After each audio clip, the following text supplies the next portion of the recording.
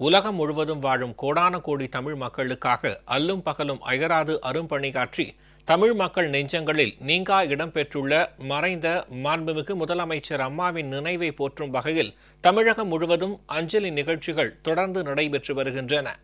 அரியலூர் மாவட்டம் ஜெயங்கொண்டம் தொகுதி சார்பில் மறைந்த மாண்புமிகு முதலமைச்சர் அம்மா அவர்களுக்கு அஞ்சலி செலுத்தும் வகையில் அமைதி ஊர்வலம் நடைபெற்றது. இதனையடுத்து எம்ஜிஆர் சிலை அருகே அமைக்கப்பட்டிருந்த மாண்புமிகு அம்மாவின் திருவுருவ படத்திற்கு மலர் தூவி அஞ்சலி செலுத்தப்பட்டது. திருச்சி மாவட்டம் ஸ்ரீரங்கம் தொகுதிக்கு உட்பட்ட கோப்பு கிராமத்தில் காவிரி ஆற்றங்கரையில் பொதுமக்கள் மற்றும் கழகத்தினர் 50க்கும் மேற்பட்டோர் முடி காணிக்கை செலுத்தி மாண்புமிகு அம்மாவின் படத்திற்கு படையல் வைத்து அஞ்சலி செலுத்தினர். கன்னியாகுமரி மாவட்டம் ஆரோக்கியபுரம் கடற்கரை கிராமத்தில் மீனவர்கள் 9வது நாளாக நேற்றும் மீன்பிடிக்க செல்லவில்லை.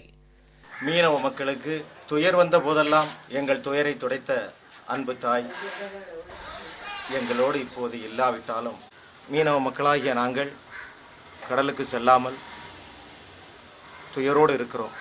அன்னபூரணியாக வாழ்ந்த எங்கள் அன்பு தாய் அம்மாவின் ஆத்மா சாந்தி அடைய இறைவனை பார்த்து நாங்கள் ஜெபிக்கின்றோம். ராமநாதபுரம் மாவட்ட அஇஅதிமுக சார்பில் அரண்மனை பகுதியில் இருந்து தொடங்கிய மௌன ஊர்வலம் நகரின் முக்கிய வீதிகள் வழியாக சென்றது. இதில் கழகத்தினர் ஏராளமானோர் கலந்து கொண்டு மறைந்த மாண்புமிகு முதலமைச்சர் அம்மா அவர்களுக்கு அஞ்சலி செலுத்தினர். திருப்பூர் மாவட்டம் உடுமலை மற்றும் மடத்துக்குளம் பகுதியைச் சேர்ந்த பத்திரிகையாளர்கள் சார்பில் மாண்புமிகு அம்மாவின் திருவுருவ படத்திற்கு மலர் தூவி அஞ்சலி செலுத்தப்பட்டது.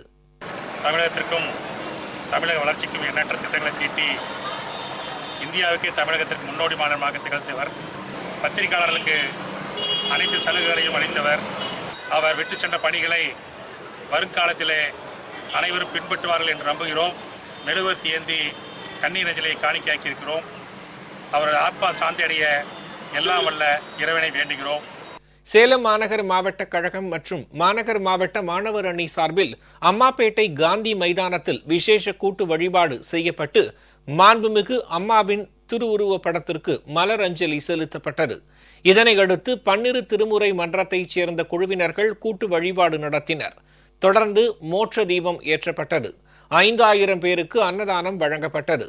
சேலம் மாநகர் ஆட்டோ ஓட்டுநர் தொழிற்சங்கம் சார்பில் மௌன ஊர்வலம் நடைபெற்றது.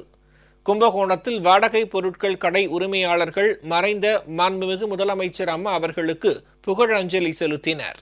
பல துறைகளிலும் தன்னுடைய பெயரை நிலைநாட்டி சென்றிருக்கின்ற ஒரு இந்தியாவினுடைய இரும்பு பெண்மணி என்று உலகத்தால் பாராட்டப்படுகின்ற அம்மாவினுடைய நினைவஞ்சலிக்காக நாங்கள் எல்லோரும் இன்று கூடியிருக்கின்றோம்.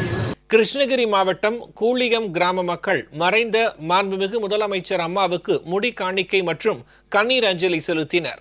தொடர்ந்து மாண்புமிகு அம்மாவின் திருவுருவ படத்திற்கு கழக தொண்டர்களும் பொதுமக்களும் மலர் தூவி அஞ்சலி செலுத்தினர்.